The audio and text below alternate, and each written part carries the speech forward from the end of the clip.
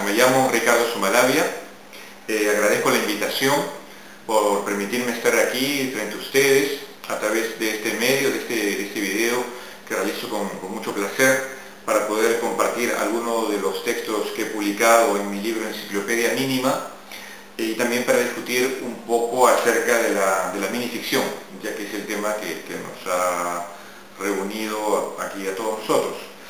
He hecho una breve selección y quiero empezar leyendo mi texto titulado El gato samaritano.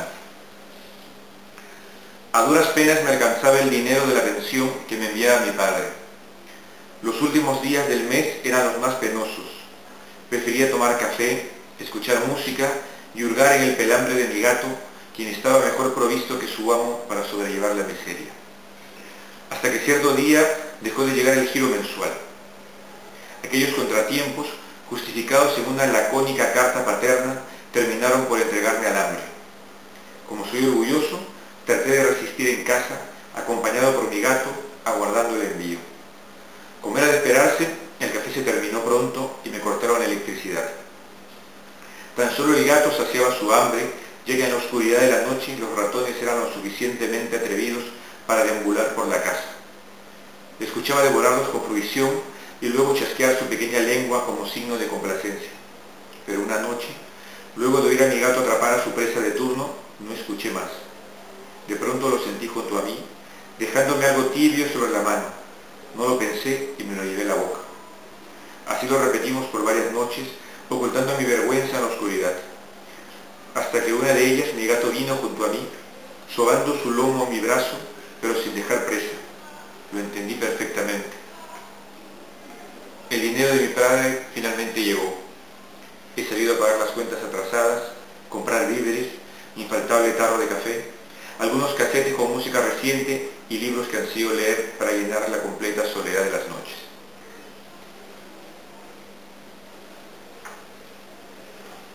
El siguiente texto se titula Bien mirado.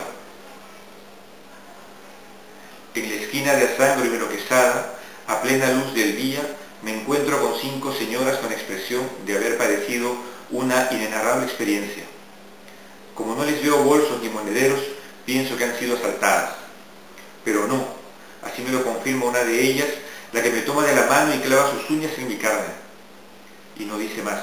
Continúan con sus miradas atónitas que por un instante, y sin saber exactamente por qué, dejan de traslucir lo que creí pánico para revelar una asombrosa idiotez. Los extremados ojos abiertos de pronto resumen la estulta imagen de estas mujeres.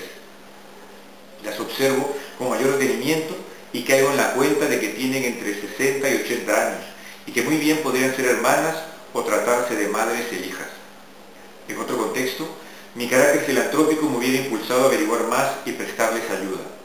Pero estamos en el centro de Lima y aquí las mujeres mayores, la estupidez o el pánico y sus combinaciones, bien mirado, encierran peligro.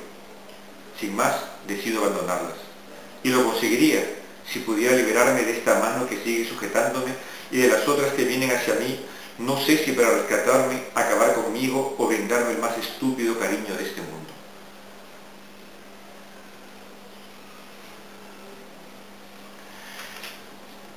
El siguiente texto se titula Lenguaje. El rey pretendía comunicarse con su Dios para interrogarle por el amor de la reina. No obstante, para lograrlo, él tenía que aprender primero el lenguaje divino, y solo la reina se lo podía enseñar.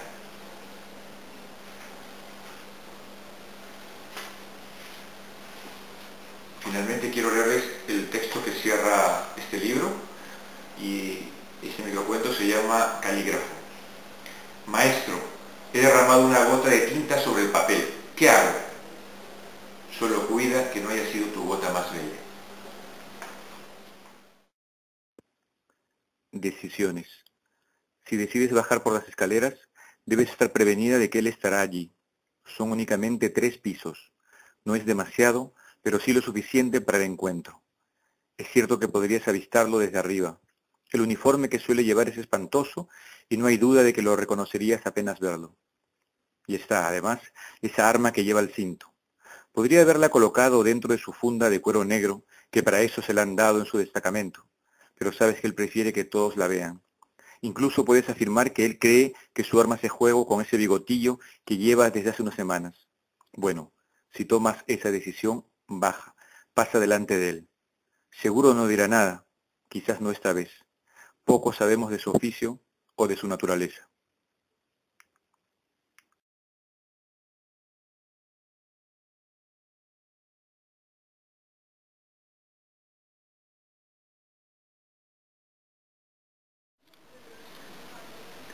Bueno, sobre la microficción en el Perú, hay que tener en cuenta que no podemos nosotros inventarnos una tradición que quizás no exista, ¿no? Hay que tener en cuenta que cada género ha tenido su momento de inicio, y creo que a veces eso puede, en algunos críticos, quizás forzar a hacer unos rastreos y empezar a recuperar extractos de obras mayores, luego proponiéndolos como microcuentos. Eso, bueno, ya lo han hecho varios críticos, y eso, tal como yo lo veo, podría entenderse ya, ese mismo acto de extraer el fragmento y proponerlo de una manera individual, autónoma, es como una nueva creación, que de alguna manera es lo que hizo Borges y Bioy Casares en su famosa recopilación de historias breves. Yo creo más bien en que en el caso peruano hay que tener en cuenta que, como pasa en muchos países también de América Latina, la idea, la noción como género de microcuento no es tan antigua como tal, pero que sí había ya formas breves que se han practicado desde siempre, ¿no? Ya seguramente durante todo este coloquio, este simposio, se ha hablado ya, se ha mencionado pues a Monterroso, a Arreola, etcétera, como referentes. Y en el caso peruano, esto es también mínimo. Se me viene a la mente algunos textos, algunas prosas breves de los modernistas, que era una práctica habitual porque en el momento se entendía, porque en ese momento no había, todavía estaban en una búsqueda del cuento, incluso el cuento como tal tampoco estaba del todo formado entre los modernistas, finales del 19 y comienzos del 20, y por lo tanto esa práctica de prosa breve era un intento más. Y hubo cosas extraordinarias, y también que ya se cruza con autores entre modernistas y vanguardistas. Pienso en Vallejo, en Contra el secreto profesional, textos breves fabulosos. No me atrevería a llamarlos microficciones, quizás sería un poco exagerado, pero bueno, eso depende luego de los lectores, la crítica.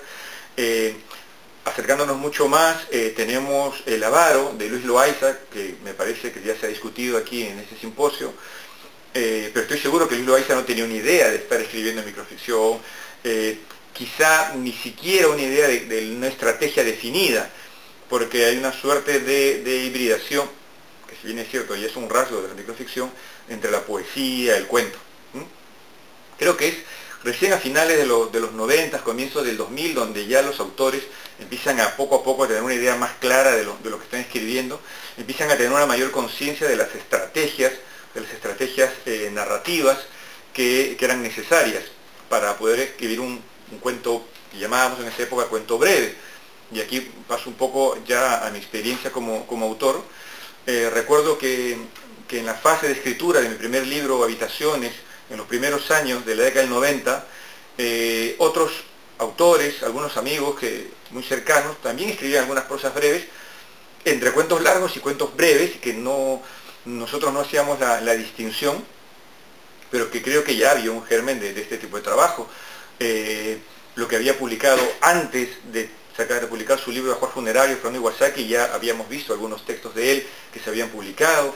Yo tuve la suerte de publicar en una revista llamada Cuartetos, que apareció en el año 90, 91, haber publicado unos textos breves de José Donaire. Estoy seguro que si lo hubiera publicado el conjunto en su momento, sería ahora, sin lugar a dudas, ya un referente de esos años, ¿no?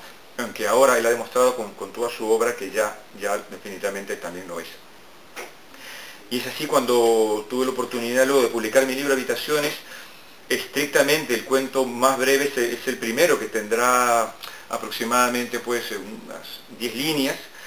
Ya me iba ofreciendo ciertas estrategias, y como digo, no era un trabajo ya único, sino algo que se venía haciendo. No sé si podría aventurarme a llamarlo ahora ya como una movida o algo generacional. Esto es muy puntiagudo, muy difícil de poder hacerlo, pero que ya había ciertos intereses que creo yo además que se puede explicar, que ya lo habrán explicado, se discutirá después, quizás con todos los cambios que suponía una narrativa de final de siglo, ¿no? Un momento crítico, periodo entre siglos, entre que se ponía en cuestión las formas de hablar, las formas de comunicarse, las formas de narrar. Bueno, para hablar de la microficción habría que separar un poco de acuerdo a la práctica o de acuerdo a la investigación. Desde el punto de vista de la práctica, yo puedo decir que desde los primeros momentos en que empecé a escribir lo que en ese momento yo llamaba o consideraba textos breves, pues estas formas me proporcionaban ciertas estrategias narrativas muy particulares. Me permitía, en mi caso, un mayor desarrollo de la ironía, del humor, de otras formas poéticas. Incluso creo yo que a través de la microficción me acercaba mucho más a la poesía que al cuento en sí, formas que también he practicado antes. Iba descubriendo, a medida que iba avanzando en la escritura de mis primeros cuentos breves que se aparecen en Habitaciones y luego en Enciclopedia Mínima, que estaba trabajando en un registro diferente, en una forma de escribir distinta. Ahora, por supuesto, esto el escritor no necesariamente lo tiene en mente sentándose, voy a escribir un microcuento, una microficción, un hiperbreve. No, porque creo que eso a la larga no ayuda. En todo caso, creo que yo siempre he estado en todos mis libros un poco al borde de los límites de cada género, novela, cuento, etcétera, y nunca me he incomodado, nunca me he preocupado por ello. Ahora, desde el punto de vista crítico, pues creo que sí vale la pena para organizar los textos en su discusión, en su análisis, discutir acerca de quizá el término, el primero que le corresponda. Pero creo que dentro de esta variación, hablar de microficción, microcuento, microrelato, hiperbreve, en fin, todas las formas que pueda haber, me parece que también esto encierra un poco todas las claves para la escritura de este género. En esta interminación se ve que hay una característica ya propia, y lo mismo se puede decir si se ve de la siguiente manera. Por ejemplo, lo que en novela o cuento o en otros géneros puede ser experimentación, creo que la microficción es parte del género, es parte inherente, parte propia.